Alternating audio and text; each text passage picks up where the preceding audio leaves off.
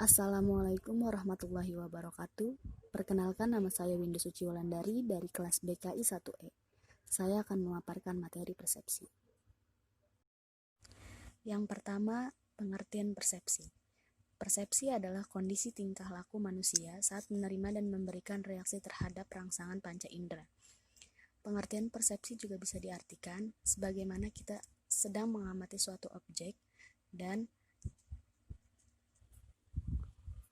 untuk menghasilkan tanggapan. Selanjutnya, tujuan persepsi. Yang pertama adalah menafsirkan suatu objek yang kita amati. Yang kedua, memberikan tanggapan melalui apa yang kita lihat, apa yang kita rasa, dan melalui panca indera lainnya. Materi selanjutnya adalah tahapan yang mempengaruhi persepsi. Yang pertama ada fisiologis. Fisiologis adalah informasi yang diperoleh alat indera untuk membentuk tanggapan atau makna dari lingkungan sekitarnya. Yang kedua ada perhatian. Perhatian adalah energi yang dikeluarkan untuk memperhatikan atau memfokuskan suatu objek. Yang ketiga ada minat. Minat adalah seberapa banyak energi yang digunakan untuk mempersepsi. Yang keempat adalah kebutuhan yang searah. Kuatnya seseorang untuk mencari objek atau pesan yang dapat memberikan jawaban sesuai dengan dirinya. Yang keenam ada pengalaman dan ingatan. Pengalaman dapat dikatakan tergantung pada ingatan dalam arti sejauh mana seseorang dapat mengingat-ingat suatu kejadian di masa lampau untuk mengetahui suatu rangsangan. Yang enam ada suasana hati. Keadaan emosi mempengaruhi perilaku seorang individu, yaitu menunjukkan bagaimana perasaannya pada suatu waktu yang dapat mempengaruhi bagaimana ia menerima atau mengingat dan bereaksi. Selanjutnya adalah aspek persepsi menurut Bimo Walgito.